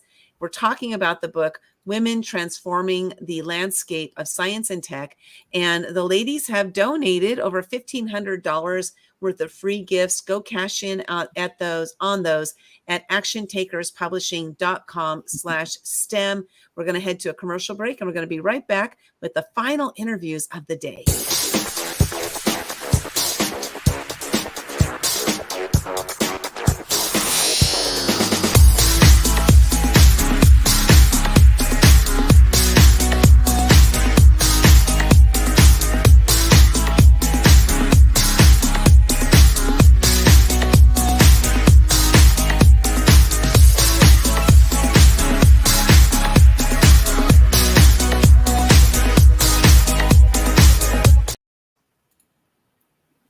I can't help but dance to that song. I don't know why. I love that little video clip. You'll have to send me a copy of it. Okay. Oh, that'll be easy to do. Awesome. We just created it in Canva. Last night, as I was getting ready to go to bed, an idea popped into my head. And that idea was, we should have a little commercial, 30-second commercial about the book. So yeah, so I called my VA and I was like, can you do this before I go to bed? So she did it last night. And so that's really, really cool. But, we have these ideas all the time. They're not always great, but that one I think came out pretty darn good. I like it. Perfect. It's kind of weird though, because the music you might not, those who are watching right now, you might not have noticed it. I don't know. But the music kind of like boom, it's done. Okay, let's go. Let's go. So anyway, let's bring up our next two guests. Let me pull that off of the screen here. We have Mindy and we have Claire. Hi, ladies. So good to see you. Excited to be here with you today. And congratulations on being a #1 international best-selling author. Hey, Claire, is it possible to lower your camera a little bit so your head is more on the top? And the reason I say it is because sometimes I might drop you down and then your whole face will be cut off. So we don't want to do that to you. So we're here talking about the book, Women Transforming the Landscape of Science and Tech. It's really an incredible compilation of stories from these women who have gone through different kinds of challenges, in their career. How did they move into STEM? And it's just fun to read the stories of the journeys. And thank you, ladies, so much for being part of this book. What I'm going to do is I'm going to bring up first, we have Mindy. Mindy, the title of your chapter is Chasing Storms. And then the excerpt that we pulled from it is the storms inside included feeling small, not good enough, misunderstood, and underrepresented. And she might be a perfect candidate for the imposter syndrome book. Kathy. So Mindy, why don't you share with us this title, Chasing Storms? Because I know when I see the titles come in first, that's the first thing I see when all the books come in before I even open up to look at the chapters. And then this title, I immediately thought that, oh my gosh, she's a storm chaser. This is so cool. So why don't you share with us the meaning of this title and then a little bit about that excerpt that we pulled from your chapter. Hi, Linda. Thank you. Thank you for asking. Yes, I was a storm chaser in IT, and the title came up. I was working with a wonderful mentor of mine that helped me write this chapter. She helped me outline it. And as I told her my story, she said, boy, you were striving in a storm all the time. And I said, yeah, I really was. And I started to create my own weather. And that was the big part of my story for me is I was an imposter. I was burnt out. I was overwhelmed, constantly trying to prove myself as a woman in tech in an infrastructure world, which was very male dominated. I was like one of the guys all the time. But I loved the chaos. I loved organizing chaos. You'll hear that a lot from women in tech is we follow that chaos and crisis and really shine in that. So so when I was laying out the chapter, it was really vulnerable to talk about this because, I consider myself a strong woman, very independent woman, but really paying attention to what was happening in my career and how I felt small from the inside. I am a small woman, right? I'm 5'1". People looked at me as sweet and small and kind, but they didn't see me as strong and strategic. But more importantly, I didn't see myself that way a lot of times because I was trying to prove myself and look like the other people in the room, which were men. So this is that story about how I transformed myself from the inside out. And that's how I help other women now, is sourcing my power from within and sourcing their power from within. That is so amazing. And I bet there's a lot of people who can fit that same sort of narrative. You know, I'm only 5'3", and I was at an event the other day, and I swear everybody was a giant. You know, like I'm standing in this room, and I'm looking up at them. It's like, and you know, there's that saying, looking up to, right? But no, I was looking up at them, and there is that. I think that a lot of times people are like, oh, this small package, they're fragile, they may break, or if I say something, they may take it wrong, or like there's so many stereotypes that are put into, like someone being tall, there's stereotypes for them too, right? There's so many stereotypes all over the place. And so I love how you, like, you're not letting that, you didn't let that stop you from moving forward. So thank you so much for sharing your story in this book. So I'm going to go to Claire next. So Claire, we have yours is, let's see, Journeys in STEM. And all of these experiences showed me how much you can learn and the kind of difference you can make working in STEM. So share with us, you know, the chapter title, and then as well as that excerpt that we pulled from there. Sure. I think Journeys in STEM, I did have a challenging time coming up with a title for a chapter, as like one of the quotes that I have from the chapter that I wrote is from a mentor of mine, and said, but the whole of life is a detour, and that's what makes it so much fun. Just remember to take your eyes off the map because the scenery is beautiful. And so Journeys in STEM is really about not so much, you know, the titles that we hold, but the impact that we have and our innate ability to figure things out. You know, it's not, I think sometimes, and as I shared in my chapter, when I was younger, I was intimidated by math. And I know that's not an uncommon thing for a lot of, you know, girls or women, Linda, that are looking to, you know, consider careers in STEM or STEAM. But I think as you progress throughout your career and you build experiences and you get present to all of the ways that you can be of service, and you focus on being of service, then you focus on the skills. Who do I need to become in order to be able to be of service in this role? And so whether or not something is super challenging or difficult, depending on how you label it, becomes less important, and making a difference kind of takes center stage, I suppose. I've had quite an adventure, and I've been really fortunate over the course of my career to have had the opportunity to contribute in so many different ways. And the skills, I realized that, you know, the subject matter is something that you can learn for the most part. And it's the skills that you build over time that you pack with you, and who you choose to be, how you show up in that space, that allows you to leverage the best of yourself in service of whatever role you happen to, or hat that you happen to wear at the time. Awesome. Yeah. Thank you for sharing that. And again, thank you all for being part of this. You know, Kathy brought you all together, and to have you to share your stories, and for Kathy to entrust, you know, Action Takers Publishing to publish the book. But I'm curious, like, each of you, how did you get into, like, we know Kathy, like, she carried worms around in her pocket when she was 3 years old, you know, did you ladies do that as well? You're like, what was it that got you into this line of work? Because I find it, as you were talking, Claire, it made me remember about how when I was young, I was in 8th grade. I was actually very good at math. And then 8th grade came geometry, which, you know, hey, my belief, that's not really math, okay? That's like figures and that's like, you know, dimensions and things like that. And it wasn't like algebra. So I was really good at that type of math, but I was not good at geometry at all. And so I got like a D-. I barely graduated that. And my math teacher said to me, my geometry teacher said, you might as well just give up. You're never going to be any good at math. So what I did is I gave up, and I never, never pursued it.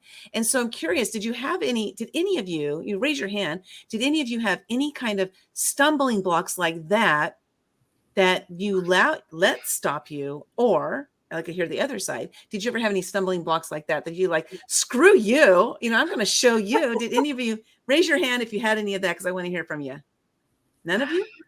Oh, Okay, yeah. you all raise your hand. Okay, let's start with Claire. Let's start with Claire. Oh, okay. Well, a few stories really, and ultimately, the key is to prove to yourself. But growing up, very similar to Kathy, I found myself absolutely fascinated by science and nature. I used to watch a lot of TV shows along with that, and cartoons, being that 8-year-old plonked in front of the rather large TV that existed when I was young. And yeah, I had similar to you, Linda, I struggled with math in high school, and I had one grade 12 math teacher that said, I'm going to give you a C with the promise that you never take it in university. Oh. And so the funny part was, as I went on to take about 3 different mathematics courses in my undergrad as part of my science program, and exceeded probably by 2 grade levels in my first year. And I went back and shared the result with him. That's good for you going back. I love that. Thanks for sharing that. And, congratulations on like, I didn't, I let that stop me, but you didn't. So congratulations on that. Mindy. Well, go ahead. Go ahead, Claire. Sorry. One of the things I did let stop me, as I alluded to in my chapter, is I had a limiting belief around math, number one. And the other limiting belief I had was that I needed to be exceptional at math to be an engineer. And again, that's one of the roles that we can all play as women in STEM and women leaders, is to challenge some of the limiting beliefs that exist out there. Because I think had I been able to do that for myself, or had other people around me that had been able to do that, that's a career path that I might have pursued when I was younger. Oh, that's fantastic. Yeah, but you're here now. You're doing it. I am. Yes, fantastic. Mindy, please share with us. Well, I have to go back to talking about worms. When I was growing up, I was a tomboy. All the kids in my neighborhood were mostly boys, and I collected frogs. I loved collecting frogs. That has nothing to do with tech, but it just reminded me of that story when Kathy was talking about worms. That I had frogs too. Did you? She had it. My mom would come into the basement, and the sink would be full of frogs. Like, what's happening? Oh my gosh. Oh, so you were in the basement too. Okay. Oh, yes. And that's so funny listening to everybody's stories. Of course, the data centers were always in the basement, and that's where I worked, Okay. So, yeah. That's really funny that came up a lot. Yeah, so did you have those stumbling blocks, people who, put doubts in your mind that, you allowed to stop you, or you were like, screw you, I'm, I talked a lot about it in my chapter as well. It was a constant battle, and that's why the imposter syndrome was so big for me. I was going for these roles in leadership and was always told, not always, I had some beautiful, fantastic opportunities, and people saw some great things that they allowed me to do, but I would be held back because there were these older men in the group that would not allow a young woman, to be in charge. So of course it could have stopped me, but I found my way. I navigated through, and it never stopped me. I don't think I can think of a story that I stumbled and stopped because of it. But it was always very challenging. Yeah, I just remember you were weaving in and out, right? That's one thing about us small people, is we can get into small spaces. You can't stop us. You can't stop us. So, Kathy, you have any of those type of experiences? Oh, yeah, these stories are bringing back some memories, that's for sure. Memories. And yes, Mindy, I had a whole zoo in my place. So caterpillars, frogs, snakes, you name it. Depending where I lived, I had all sort of critters. But yeah, no, the story that's bringing back from these math stories everybody else is telling. I went to high school in a relatively small town, so small school, limited courses available. I'd never I don't think I'd even heard of calculus before I got to university. And when I stepped into my first year calculus class, they assumed you already understood what they were talking about. I had no idea. So that almost stopped me completely. It was really only because one of the guys in my dorm was nice enough to literally spend hours sitting with me, starting at the beginning. Wow. These are the things. This is what we're doing. This is how they work together. And when that light came on, I was like, oh, okay, yeah, I can do this. But walking into a classroom and having them talk about stuff I had no idea what they were even getting at, that almost stopped me completely right there. And I was someone that was good at math through high school. So I walked into that room thinking I'm good at math, and then going, oh my God, maybe I'm not. Imposter syndrome, right? What am I doing here? It's all over the place.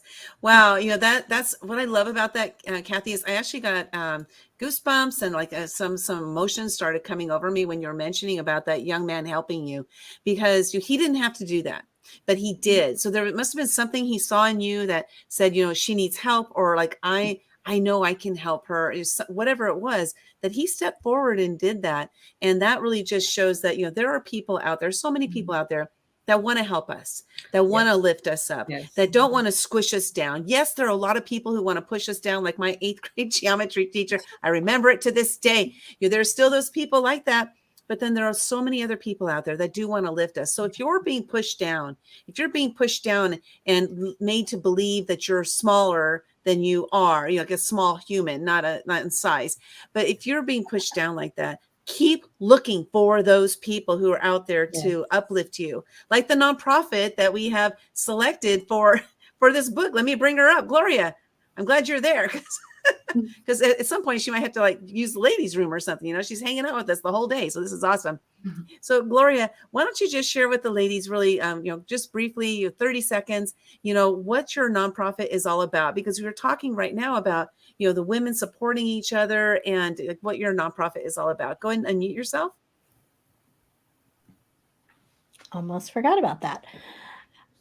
So the Inspiring Tech Foundation, our whole mission is grounded in the belief that everyone deserves the opportunity to explore all the possibilities that exist in technology, whether they choose to work in that field or some other field, or they just want to use it for themselves.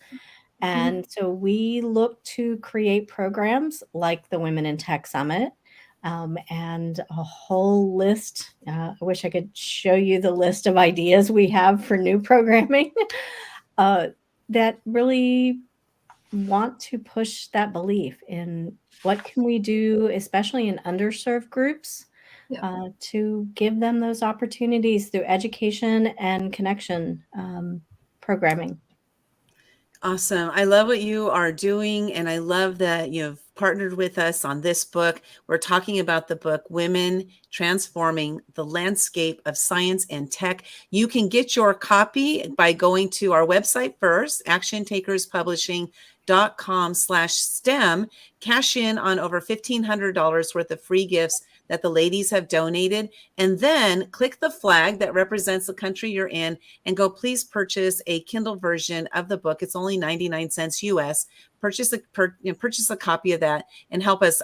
100% of the net sales from the books goes to the organization Inspiring Tech Foundation. And, they're doing what they can to get the message out there that, there is help out there. There's help out there. There's lots of it. So thank you, everybody, for being here. Kathy, I want to hand it over to you for final words. You brought us all together to create this masterpiece, and it's really doing a great job. And, already a #1 international best-selling book in 4 countries, which is so exciting. I got to go calculate how many categories it is, because it's so many. So I'll have to break out my calculator and do that. Well, and we're pushing the top in Germany right now too. So if you're in Germany, get out there, get buying. And yeah, I just want to add one more comment too to what we were talking about earlier about impacts that teachers' words have had and other things. Just a reminder to all those people who are teachers and leaders and influencers in any way, the words that you say to people, even that one sentence, like you're not good at math, or don't do this again, or promise me you won't do this. Like those simple sentences change lives. So make them positive things that encourage people, not these negative things that can stop people in their tracks. And yes, and as I said earlier, this is just the beginning of the book projects that I want to bring for women in STEM. So open to ideas, really want to lift these voices and share more, and always on that positive side of lifting where we're going. And we have to hear the stories of the challenges, but then shift that to, okay, what are we doing about it? And I really believe that as a group, as a community, this is how we make change, and we are making change. So congratulations, everyone that's in the book, and come on over. Anyone who's inspired to join us in the next one, just find me, inspiredtenacity.com. I'm on LinkedIn. It's my main social media, but come on, let's do this. Thank you, Linda, for everything. And thank you all. You're welcome. Thank you so much. Thanks everybody for tuning in. If you know a young girl who's kind of thinking about getting into the STEAM fields, please share this video with them. It may inspire them. Also get the book, Women Transforming the Landscape of Science and Tech. Go to actiontakerspublishing.com/STEM to get your copy today. And thank you, ladies, so much for showing up, showing out, and sharing your stories. Really appreciate you. And everybody have an amazing day. Bye-bye, y'all. Thank you.